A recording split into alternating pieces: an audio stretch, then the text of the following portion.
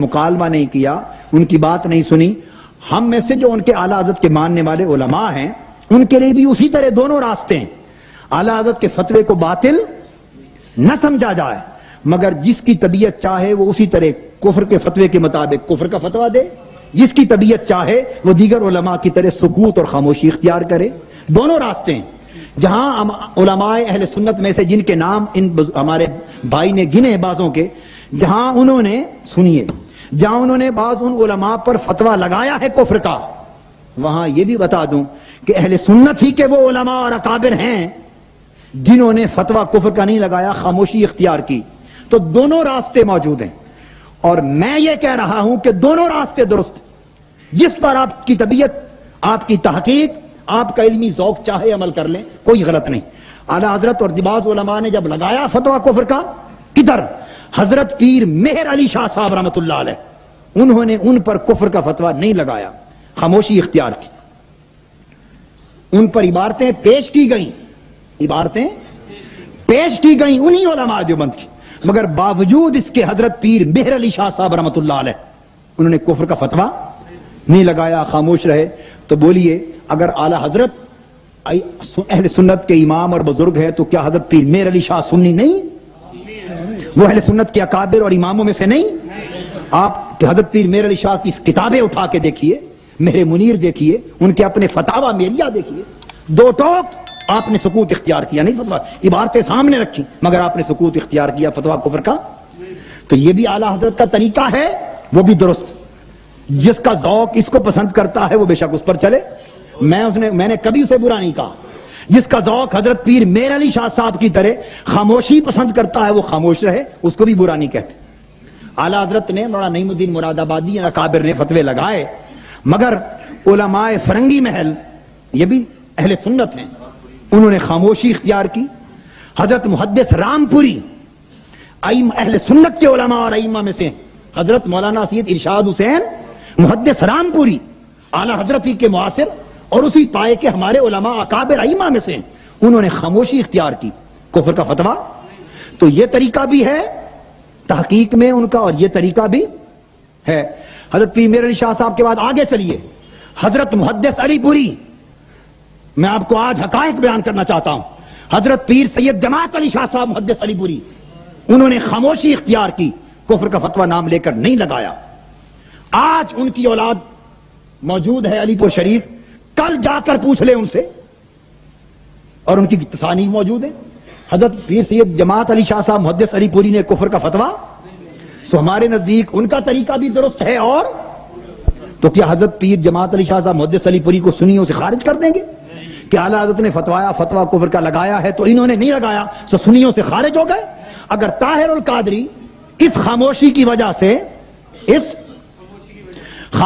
وجہ سے اگر وہ سنیوں سے خارج ہوتا ہے تو طاہر القادری سے پہلے حضرت پیر مہر علی شاہ صاحب کو نکالیں سنیوں سے، حضرت محدث علی پوری پیر جماعت علی شاہ صاحب کو نکالیں، اور یہ جرت کوئی بائی کا لال نہیں کر سکتا.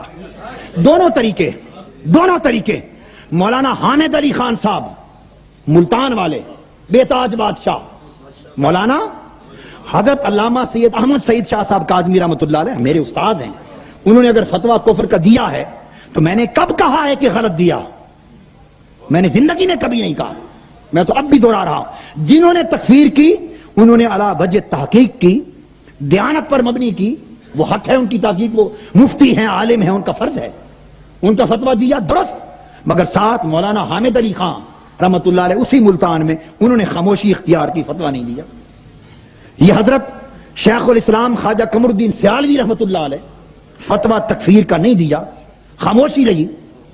وہ کیا حضرت شیخ الاسلام خواجہ قمر الدین سیالوی کو نکال سکتے ہیں سنیت سے؟ وہ فتویٰ بھی درست، یہ فتویٰ بھی درست. اس سے آگے چلیے، اور پیر کرم شاہ صاحب آج زندہ بیٹھے ہیں، مولانا پیر کرم شاہ صاحب بیرے والے، ہزارہ علماء کے استاد، وہ نام لے کر تکفیر کے قائل نہیں ہیں. آج بھی وہ کفر کا فتویٰ نہیں لگاتے، خاموش ہیں. ہمارے نزدیک وہ بھی واجب الاحترام، دوسرے بھی واجب الاحترام، علامہ کاظمی صاحب بھی واجب الاحترام، پیر کرم شاہ صاحب بھی واجب الاحترام، حضرت شیخ الاسلام خواجہ قمر الدین سیالوی بھی واجب الاحترام، پیر جماعت علی شاہ صاحب بھی واجب الاحترام، پیر مہر علی شاہ صاحب بھی، اعلیٰ حضرت بھی نہیں. ہمارا طریقہ سن لیں، یہ میں نے آپ کو بات ساری سمجھا دی کہ طاہر القادری نے کبھی اعلی حضرت کی تکفیر والے فتوے کو باطل یا غلط نہ کہا ہے نہ سمجھا ہے، اور آج تک جتنے علماء اگر تکفیر کرتے ہیں تو میں نے کسی کو باطل نہیں کہا. یہ تحقیق ہے اور علمی ذوق ہے، اور ان کی تحقیق اور دیانت پر مبنی ہے، ان کا فتویٰ لگانا حق ہے. مگر ہمیشہ طریقہ یہ ہے کہ دونوں طریقے ہیں. جہاں علماء اہل سنت میں سے یہ ہیں، وہاں علماء اہل سنت میں سے ہی خاموشی اور سکوت اختیار کرنے والے بھی ہیں. تو جس کا ذوق علمی اور طبیعت چاہے وہ خاموشی اختیار کرے، جس کا ذوق علمی تحقیق چاہے تکفیر کرے. یہ بھی اہل سنت ہی کے اکابر کا طریقہ ہے، اور یہ بھی اہل سنت کے اکابر کا طریقہ ہے. یہاں تک تو تھی علمی بات، یہاں تک تو تھی علمی بات. اب ذرا حالیہ حالات کے حوالے سے بھی بات سمجھا دوں. یہاں تک تو علمی بات، اب ذرا ایک اور حوالے سے بھی بات سمجھا دوں. یہ آج دیوبندی، اہل حدیث، شیعہ وغیرہ سارے یہ جو کافر کے لیے اصرار کرتے ہیں کہ ہم سارے اعلی طبقے کے طور پہ اس طرح کہیں، میں نے ایک نقطہ نظر کیا نا، اتنا ہی اصرار ہے تو قائد اعظم کا مسلک کیا تھا؟ میں زبان سے کچھ نہیں کہوں گا، آپ سمجھدار لوگ ہیں. کیا قائد اعظم کی پاکستان بناتے وقت قیادت کے نیچے تمام اکابر، مشائخ، صوفیاء، اولیاء، صلحاء، اہل سنت، غیر اہل سنت سب جمع تھے یا نہیں تھے؟ اور حضرت محدث علی پوری نے فتویٰ لگایا تھا کہ نہیں کہ جو قائد اعظم اور مسلم لیگ کو ووٹ نہیں دے گا پاکستان کے لیے، اس کا جنازہ اور تدفین مسلمان مریدوں میں نہیں ہوگی. تو ان کے ساتھ چلے تو اس سے کسی کا مسلک گیا؟ قائد اعظم کی قیادت کو مان کر ساتھ چلے تو کیا یہ سنی نہ رہے؟ رہے، ساتھ چلے مگر سنی بھی رہے. جو شیعہ تھے وہ شیعہ رہے، جو دیوبندی تھے وہ دیوبندی رہے، جو بریلوی تھے وہ بریلوی رہے، جو اہل حدیث تھے وہ، کسی نے اپنا مسلک نہیں چھوڑا. ایک تحریک تھی، جد و جہد تھی، مشترک مقصد تھا پاکستان بنانے کا. سن لیں، ایک مشترک مقصد تھا پاکستان بنانے کا. سو سب اکٹھے رہے اور کوئی کافر نہ ہوا اور کوئی سنیت اور اسلام سے خارج، ہر کوئی قائم رہا. تو جب پاکستان بنانے کا وقت تھا سب اکٹھے رہے تو کسی نے اعتراض نہ کیا. آج پاکستان بچانے کا وقت ہے، آج بھی سب اکٹھے ہوں تو اعتراض نہیں ہونا چاہیے.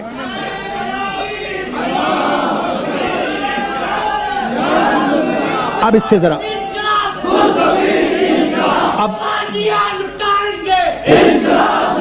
اب ذرا اس سے آگے چلیے، آگے چلیے. تحریک ختم نبوت چلی پاکستان میں، 1973 کی بات ہے. 1900 بھٹو کا دور تھا جس میں قادیانی غیر مسلم اقلیتی آئینی طور پہ ڈکلیئر ہوئے. تحریک ختم نبوت چلی. اس تحریک ختم نبوت کے صدر کون تھے؟ خاموش، صدر کون تھے؟ دیوبندی مسلک کے عالم مولانا یوسف بن نوری صاحب. یوسف بن نوری اس کے صدر تھے، دیوبندی مسلک کے عالم. اور دیوبندی مسلک کے عالم یوسف بن نوری صاحب کی صدارت کے نیچے یہ سارے اکابرین اور قائدین اہل سنت تھے یا نہیں تھے؟ حضرت خواجہ شیخ الاسلام قمر الدین سیالوی ان کی صدارت کے باوجود نیچے ساتھ تھے کہ نہیں؟ مولانا شاہ احمد نورانی صاحب تھے کہ نہیں؟ مولانا عبدالستار خان نیازی صاحب تھے کہ نہیں؟ پیر کرم شاہ صاحب تھے کہ نہیں؟ علامہ کاظمی شاہ صاحب تھے کہ نہیں؟ تمام اکابر اہل سنت، دیوبندی، اہل حدیث، شیعہ سب تھے. مگر اس تحریک میں صدر بنوری تھا. تو صرف ایک ہی نقطہ نظر کو لے لیں تو اس کا مطلب یہ ہوا کہ ایک گھر جو مرتد ہے اسے کافر قرار دلوانے کے لیے ایک مرتد کو صدر بنایا ہوا ہے. ایک کو کافر مرتد، اسمبلی میں ایک کو کافر مرتد قرار دلوانے کے لیے دوسرے کافر مرتد کو صدر بنایا ہوا ہے. قربان جائیں ایسے تصور پر.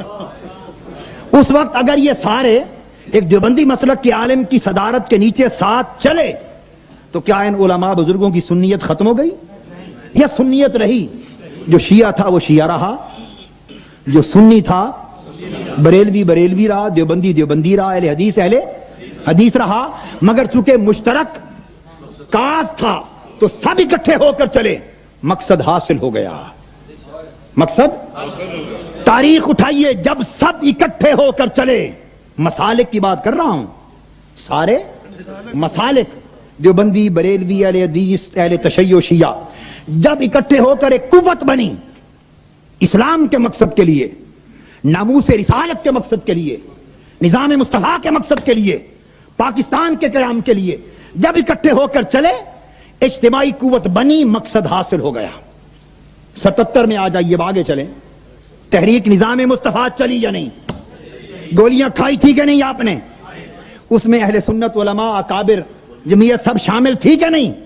صدر کون تھے؟ مفتی محمود صاحب۔ کس مسلک کے تھے؟ جو بندی مسلک کے عالم مفتی محمود صاحب صدر۔ اگر ایک ہی رائے لے لیں، صرف ایک رائے، اور دوسری کو نظر انداز کر دیں، صرف کافر مرتد والی، تو صدر ہے وہ شخص جو کافر مرتد ہے، اور تحریک کا نام ہے تحریک نظام مصطفیٰ۔ قربان جائیں آپ کی سمجھوں پر۔ تحریک ہے تحریک نظام مصطفیٰ، اور اس کا صدر وہ ہے جو کافر مرتد ہے۔ میں قربان جاؤں آپ کی عقلوں اور حکمتوں اور تدبیروں پر۔ خدا کے لیے ہوش سے کام لو، فہم اور بصیرت پیدا کرو۔ کہاں جا رہے ہو؟ امت پر کیا بیت رہا ہے؟ کس طرف جا رہے ہو؟ اس وقت اگر ایک دیوبندی عالم مفتی محمود صاحب کی صدارت سے سنی علماء، اکابر، قائدین، اکابرین اور ساروں کے مسلک میں فرق نہیں پڑا، شیعہ رہے، اہل حدیث رہے، بریلوی رہے، دیوبندی ایک مقصد کے لیے لڑے، تو کسی کا فرق پڑا؟ اب اس سے آگے چلیے۔ وہ تو جو حشر ہوا، جی وہ تو جو ہوا سو ہوا۔ ذرا آگے چلیے۔ آج متحدہ علماء کونسل یہ بنی بے نظیر بھٹو کی حکومت کے خلاف۔ اس کیا متحدہ علماء کونسل میں مجھے جواب دیں کہ آپ کے لاہور میں سے اہل سنت والجماعت کے بریلوی مسلک کے علماء شامل نہیں؟ ذرا خاموش بھائی، خاموش بیٹے، بڑی اہم بات سمجھا رہا ہوں۔ اہل سنت والجماعت بریلوی مسلک، اعلی حضرت کے مسلک کے لوگ شامل نہیں متحدہ علماء کونسل میں؟ حضرت شیخ الحدیث مولانا سردار احمد صاحب رحمۃ اللہ علیہ کے صاحبزادے جماعت اہل سنت شامل نہیں؟ کیا خواجہ حمید الدین سیالوی صاحب سیال شریف والے شامل نہیں رہے؟ کیا مفتی محمد حسین نعیمی صاحب شامل نہیں؟ کیا اور علماء کراچی سے پشاور تک اہل سنت شامل نہیں؟ دیوبندی شامل نہیں؟ اہل حدیث شامل نہیں؟ کہ شیعہ شامل نہیں؟ تو اگر علماء کونسل کے لیے، متحدہ علماء بے نظیر وغیرہ کے خلاف، ختم نبوت کے لیے، ضیاء الحق کے خلاف، یا نظام مصطفیٰ کے لیے، کسی بھی مقصد کے لیے وہ تحریک چلائیں اور سارے مل کر چلیں، تو ان کے مسلک کو نقصان نہ پہنچے، سنیت بھی قائم رہے، مسلک کے اعلیٰ حضرت بھی سلامت رہے، حتیٰ کہ وہ دیوبندی مسلک کے لوگوں کو صدر بنا لیں اور ان کی صدارت کے تحت چلتے رہیں، تب بھی سنیت اور مسلک کے اہل سنت قائم رہے۔ اور طاہر القادری اگر خود اپنے مشن کی سربراہی کے نیچے، اپنے مشن کی سربراہی کے، ان کو صدر بنا کر نہیں، اوروں کو صدر بنا کر، خود اپنے مصطفی انقلاب کی صدارت اور سربراہی میں، اپنے ادارے کی سربراہی میں، اور مسلکوں کو بلائے ساتھ لے کر چلنے کے لیے، تو اس کی سنیت ختم ہوتی ہے۔ ظالمو، اصول ایک اپناؤ۔ اگر طاہر القادری سنی نہیں رہتا تو تمہارے پاکستان کا کوئی عالم سنی نہیں بچتا۔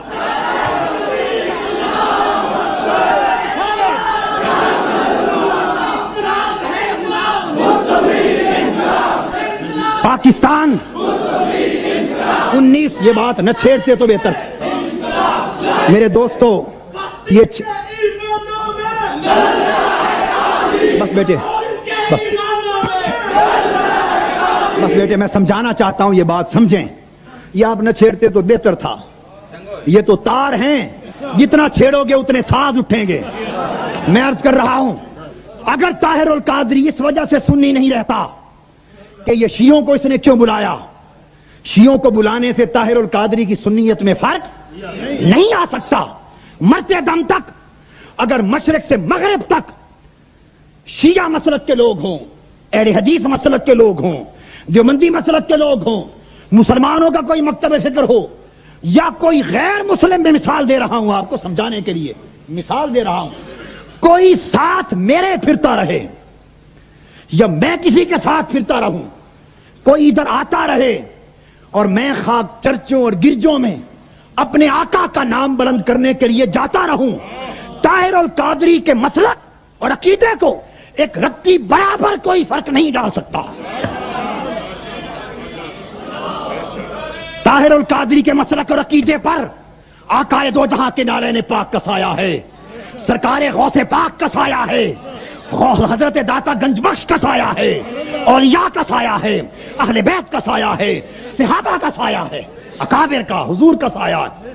طاہر القادری کا مسلک اتنا کچا نہیں کہ ساروں کو ملائے، دعوت دے، ایک مقصد کے لیے مشترک ہو کے لے کے چلے تو کوئی مسلک میں دراڑے پر جائیں۔ جو ہمارے ساتھ چلے گا، کوئی شیعہ ہے تو اپنے مسلک شیعہ پر رہے گا، دیوبندی ہے دیوبندی رہے، بریلوی ہے بریلوی رہے، اہل حدیث ہے اہل حدیث رہے۔ اسی طرح بلا رہے ہیں جس طرح پاکستان کے قیام میں سب ملے، جس طرح تحریک ختم نبوت میں اکٹھے ہوئے، جس طرح تحریک نظام مصطفیٰ میں ہوئے، جس طرح آپ متحدہ علماء کونسل میں آج تک اکٹھے ہیں، تو آپ اتحاد بناتے پھریں تو جائز ہے۔ اعلیٰ حضرت کا مسلک سلامت ہے، اور طاہر القادری مصطفی انقلاب کی قوت کو اونچا کرنے کے لیے، مصطفی انقلاب کے سیلاب کو مضبوط کرنے کے لیے، اور حضور کے دین اور نظام مصطفیٰ کی سربلندی کے لیے، ناموس رسالت کی سربلندی کے لیے، عظمت اولیاء و اہل بیت کی سربلندی کے لیے، عظمت صحابہ اور عظمت اسلام کی سربلندی کے لیے، اگر طاہر القادری سے انقلاب کے لیے اوروں کو ساتھ لے کر چلنے کی دعوت دے تو یہاں مسلک میں گڑبڑ ہو جاتی۔ ڈنڈی نہ مارا کرو، ایک اصول رکھو، جو قاعدہ یہاں وہ اوروں پر بھی وہی برتو، اوروں پر بھی۔ اگر ہم سنی نہیں رہتے تو پاکستان کے بننے سے لے کر آج تک کوئی بھی سنی نہیں رہتا، اور اگر وہ سارے سنی رہے تو انشاءاللہ ہم بھی سنی رہیں گے۔ اور آخری بات سمجھا دوں، یہ بھی ذہن سے مغالطہ نکل جائے، اگر ایسا کہنے والے بیٹھے، اور میرے عزیز اللہ آپ کے درجے بلند کرے، آپ نے تو سب پہ احسان کیا کہ بات کو کھولنے کا موقع دے دیا، اللہ آپ کے درجات بلند کرے، آپ کے ایمان میں استقامت دے، آپ کو اور حضور کی سنت کا محبت کرنے والا بنائے، میں شکر گزار ہوں۔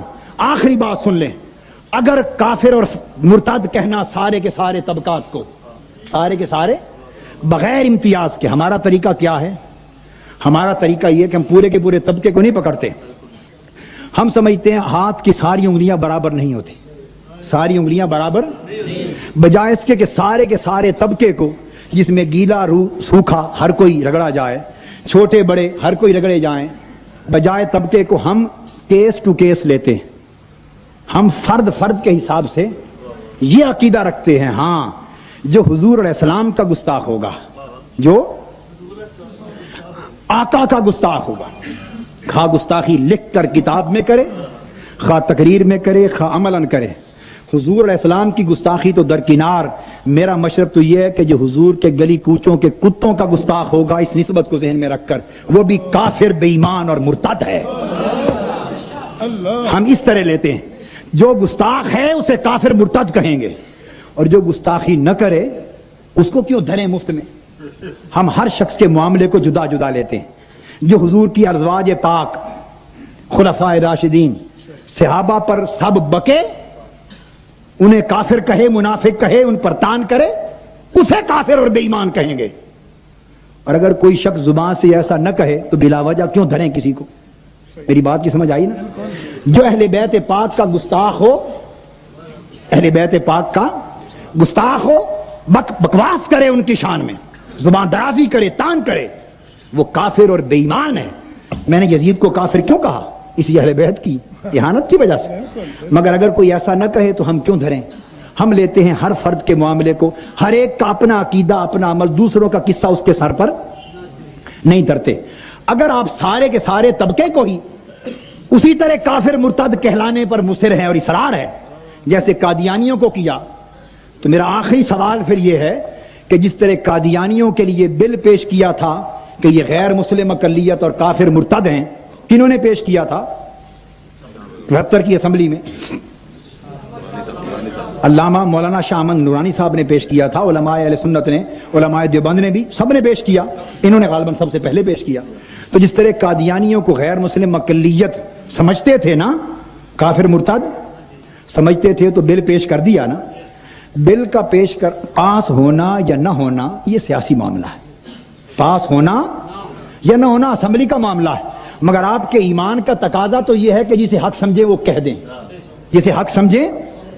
تو سوال یہ ہے کہ قادیانیوں کے لیے تو بل پاس پیش کیا، اگر باقی سارے طبقے جن کا آپ نے ذکر کیا فتوے میں، اگر یہ سارے علماء اہل سنت جو اس وقت MNA بھی ہیں اور پہلے بھی رہے ہیں 5-7 سال MNA عرصے سے چلے آ رہے ہیں، اور ضیاء الحق صاحب کی شورا میں بھی رہے اور باہر بھی ہیں، اگر وہ واقعتاً ایسا سمجھتے ہیں تو آج تک ان مسلکوں کے کافر، مرتد اور غیر مسلم اقلیت قرار دلوانے کے لیے بل پیش کیوں نہیں کرتے اسمبلی میں؟ دورنگی چھوڑ دے یک رنگ ہو جا، سراسر موم یا پھر سنگ ہو جا۔ اگر سچے دل سے ساروں کو کافر مرتد سمجھتے ہو تو کبھی ساتھ نہ ملو اور اعلان کرو کہ جو ملتے رہے کفر کرتے رہے، اور کل ہی اسمبلی میں ان کی غیر مسلم اقلیت اور کافر مرتد قرار دلوانے کا بل پیش کر دو۔ پاس ہو یا نہ ہو آپ تو سرخرو ہو گئے نا اللہ رسول کے سامنے۔ اگر ان بات تو دو ٹوک ہو گئی نا، پتا چلے، اسمبلی میں بل پیش کر دو، دلائل سے ثابت کرو۔ اگر کافر مرتد غیر مسلم اقلیت کے بل بھی پیش نہ کریں، چپ بھی رہیں، مل جل کے چائے بھی چلیں کیفیٹیریا میں، اتحاد بھی بنائیں، PNA بھی بنائیں، تحریکیں بھی چلائیں، متحدہ علماء کونسل بھی کریں، سب کچھ کریں، اور ان کو کافر مرتد کہلوانے کے بل بھی پیش نہ کریں، تو پھر سب کچھ تب بھی سلامت رہے مسلک اعلی حضرت۔ اور طاہر القادری ان کو بلا لے کہ ہمارے مشن میں آ کر ہمارے ساتھ چلو، تو یہاں مسلک کو کمزور پہنچ جائے۔ صرف اللہ کے نام پر اور رسول کے نام پر انصاف کی درخواست کرتا ہوں، صرف انصاف۔ ایک ہی پیمانہ رکھیے، اسی پیمانے سے ہمیں ناپیں، اسی پیمانے سے دوسروں کو ناپیں، ایک ہی اصول برتیں ادھر بھی اور ادھر بھی۔ اور بات ختم کرتا ہوں اس جملے پر، بڑی توجہ طلب جملہ سن لیں، یہ بھی سن لیں کہ آپ نے ساری تاریخ سنی 40-42 سال کی، اور میں کسی پر تان نہیں کر رہا، جتنا میں نے بیان کی نا مثالیں اللہ کا، میں نے تانا نہیں دیا، چونکہ میں آپ کو بیان کر چکا ہوں کہ طریقے دو ہیں۔ جو کافر مرتد سمجھتا ہے اپنی تحقیق میں دیانتداری سے، وہ اپنے طریقے پر چلے، جو نہیں سمجھتا خاموش رہتا ہے وہ اپنے طریقے پر چلے۔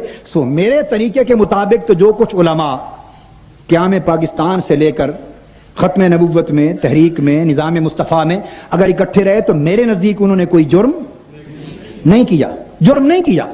اور اگر آپ والا اصول اپنائیں تو پھر مجھ سے سوال کرنے کی بجائے ان سے جا کے کرے تاکہ اصول یکساں ہو۔ اور میں جو آخری بات کہنا چاہتا ہوں وہ یہ کہ آپ نے 42 سال کی تاریخ سنی ہے، ان 40 سالوں میں جتنے اتحاد بنے، جتنے سیاسی اور مذہبی جتنے اتحاد بنے، ہر اتحاد میں آپ بتائیں گے علماء اہل سنت اور قائدین اور لیڈر نیچے رہے اور صدر اور سربراہ اور چیئرمین دوسرے مسلک کے بنتے رہے، ان کی سربراہی میں ساری تاریخ میں آج تک چلتے رہے، آج تک تاریخ کے ہر دور میں دوسروں کی سربراہی میں چلے۔ اب مجھے ایک سوال کا جواب دے دو، میری اس وقت عمر 38 برس ہے اور مناج القرآن کی تحریک کو شروع کیے 9 سال ہو گئے، 9 سال ہو گئے۔ سید ابو الحسنات صاحب رحمۃ اللہ علیہ وہ پہلی تحریک میں 53 میں، اللہ ان کے درجات بلند کرے۔ سید ابو الحسنات صاحب رحمۃ اللہ علیہ صدر تھے 1953 کی تحریک میں، اس ایک واقعے کے سوا باقی ہر جگہ صدر اور رہے، یہ ساتھ چلے۔ اور طاہر القادری کی گزشتہ 10 سال کی تحریکی زندگی میں 10 سال میں ایک مثال بتا دو کہ کوئی سیاسی یا مذہبی اتحاد اس میں طاہر القادری نیچے ہوا ہو اور اوپر ہوئے ہوں، ایک مثال بتا دو۔ ہم ہمیشہ دائی رہے، ہم ہمیشہ دائی رہے، دعوت دینے والے رہے۔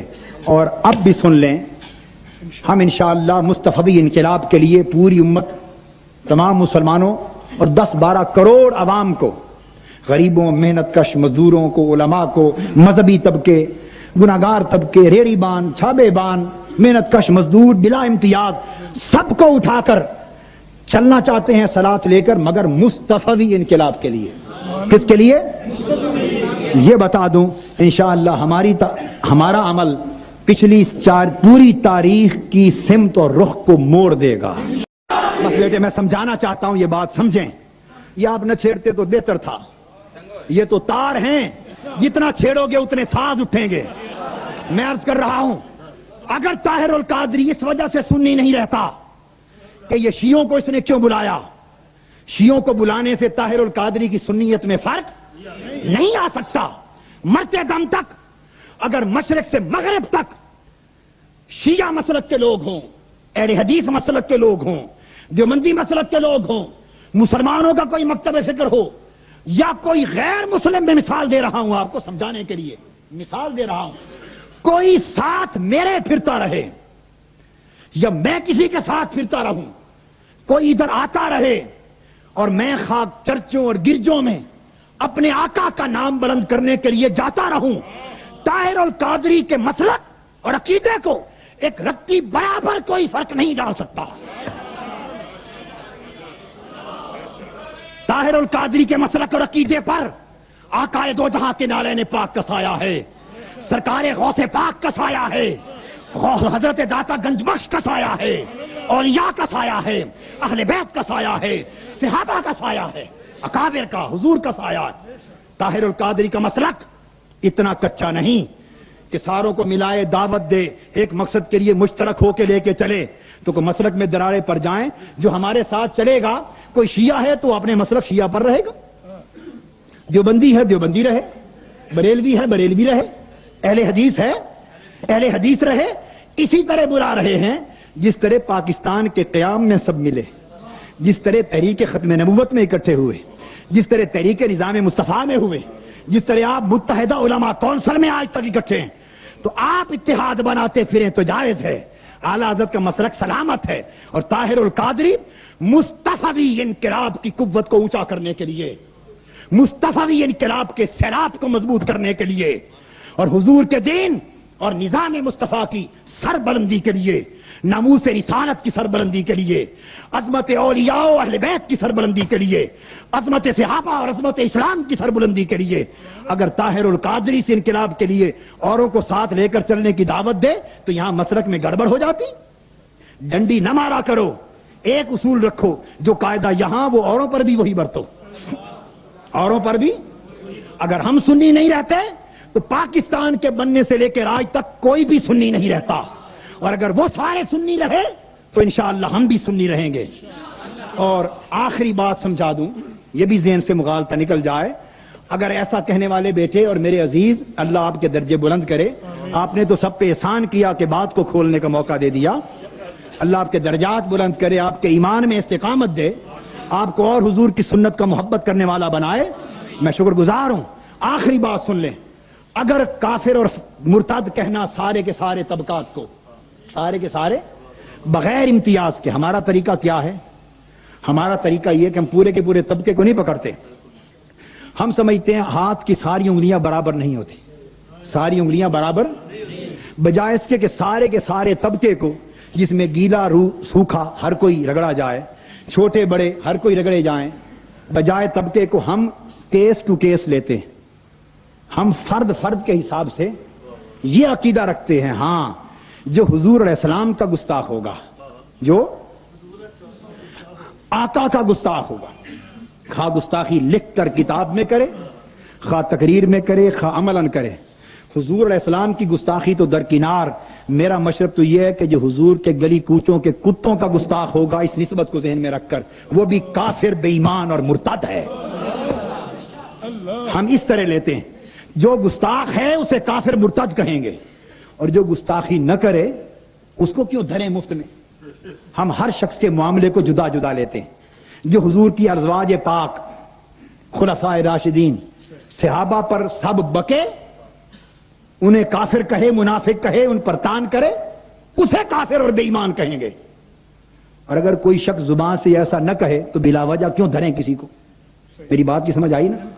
جو اہل بیت پاک کا گستاخ ہو، اہل بیت پاک کا گستاخ ہو، بکواس کرے ان کی شان میں، زبان درازی کرے، تان کرے، وہ کافر اور بے ایمان ہے۔ میں نے یزید کو کافر کیوں کہا؟ اسی اہل بیت کی اہانت کی وجہ سے۔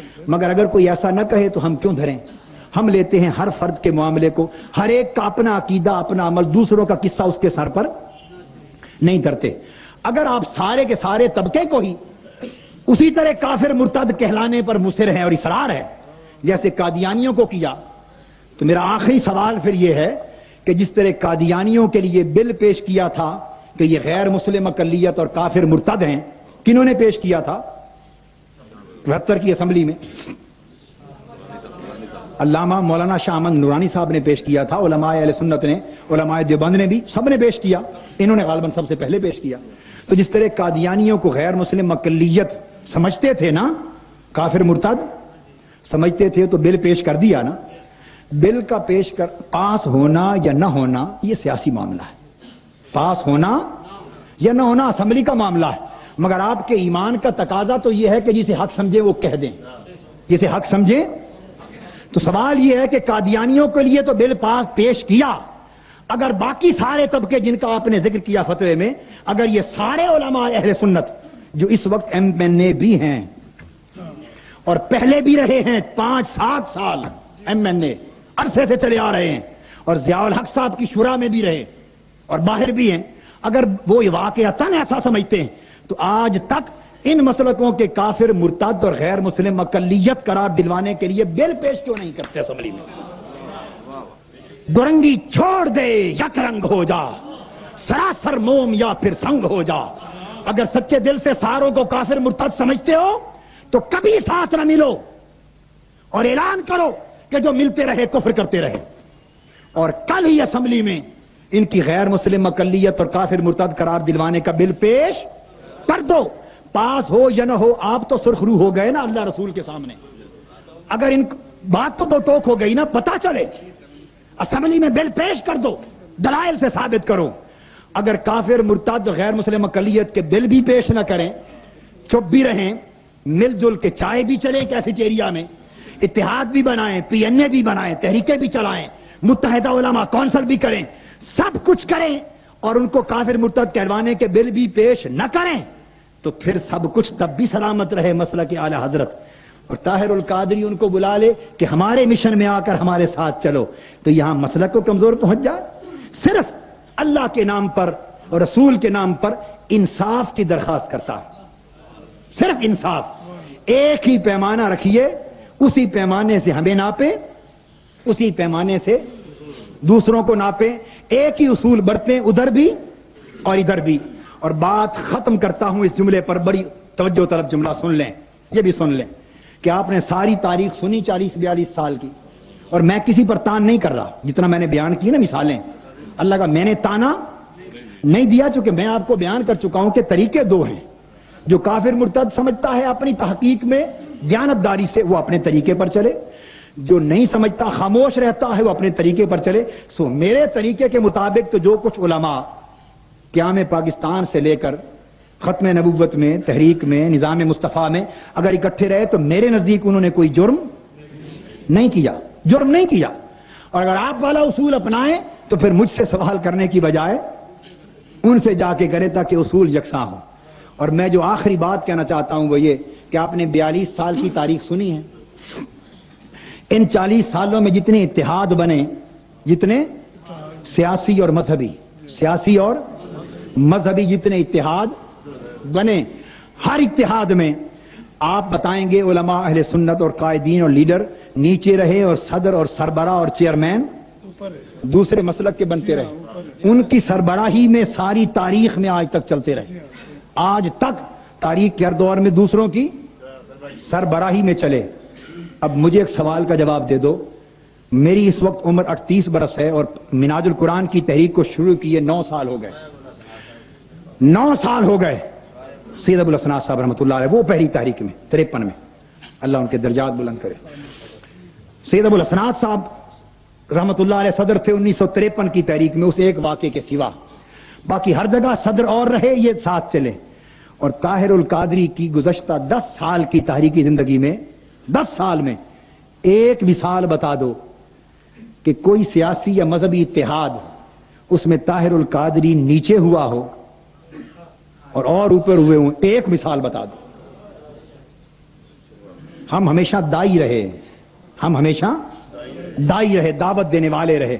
اور اب بھی سن لیں، ہم انشاءاللہ مصطفی انقلاب کے لیے پوری امت، تمام مسلمانوں اور 10-12 کروڑ عوام کو، غریبوں، محنت کش مزدوروں کو، علماء کو، مذہبی طبقے، گناہگار طبقے، ریڑھی بان، چھابے بان، محنت کش مزدور بلا امتیاز، سب کو اٹھا کر چلنا چاہتے ہیں سلات لے کر، مگر مصطفی انقلاب کے لیے۔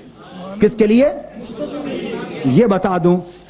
اور نگاہ، تو میں نقطہ یہ سمجھا رہا تھا کہ مسائل فتاوا کسی کو کافر کہنے، نہ کافر کہنے، فاسق کہنے، خاموش رہنے، ان معاملات پر علماء کے اختلاف ہمیشہ رہے ہیں، مگر چھوٹوں کا طریقہ یہ ہے کہ وہ کبھی کسی کو باطل اور غلط نہ کہے۔ اب جو علماء کے اختلاف ہوئے اس پر شاہ اسماعیل دہلوی صاحب کا نام تو سنا ہے کہ نہیں آپ نے؟ سنا ہے نا؟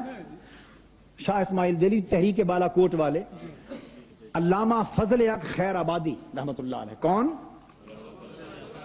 علامہ فضل حق خیر آبادی، یہ اعلی حضرت کے اساتذہ اور بڑوں میں سے ہیں، اعلی حضرت کے بڑوں میں سے ہیں، اعلی حضرت کے بڑوں میں سے ہیں علامہ فضل حق خیر آبادی، وہ پہلے ہوئے، اعلی حضرت بعد میں ہوئے۔ علامہ فضل حق خیر آبادی کا فتویٰ، ان کا فتویٰ شاہ اسماعیل دہلوی پر کفر کا ہے۔ علامہ فضل حق خیر آبادی شاہ اسماعیل دہلوی کو، اس کے اسباب ہیں، ہم دلائل میں نہیں جا رہا، میں آپ کو صرف تاریخ سمجھا رہا ہوں اور مسئلے کی حکمت نکتہ۔ انہوں نے کفر کا فتویٰ لگایا ہے، اور اعلی حضرت نے شاہ اسماعیل دہلوی کے اوپر گرفت کر کے کفر کے وجوہ بیان کیے ہیں، وجوہ لزوم بیان کیا ہے، 70 وجوہ بیان کیے ہیں، مگر ان کے کفر کے فتوے ہونے کے باوجود خود ان پر کفر کا فتویٰ نہیں لگایا۔ علامہ فضل حق خیر آبادی نے شاہ اسماعیل دہلوی کو فتویٰ کافر کہا، اور اعلی حضرت جو ان سے چھوٹے، ان کے تلامذہ میں سے، انہوں نے کافر کا فتویٰ سکوت فرمایا۔ تو بولیے علامہ فضل حق خیر آبادی کو اہل سنت سے خارج کریں گے یا اعلی حضرت کو خارج کریں گے؟ انہوں نے کافر کا فتویٰ دیا، انہوں نے خاموشی اختیار کی۔ وجوہ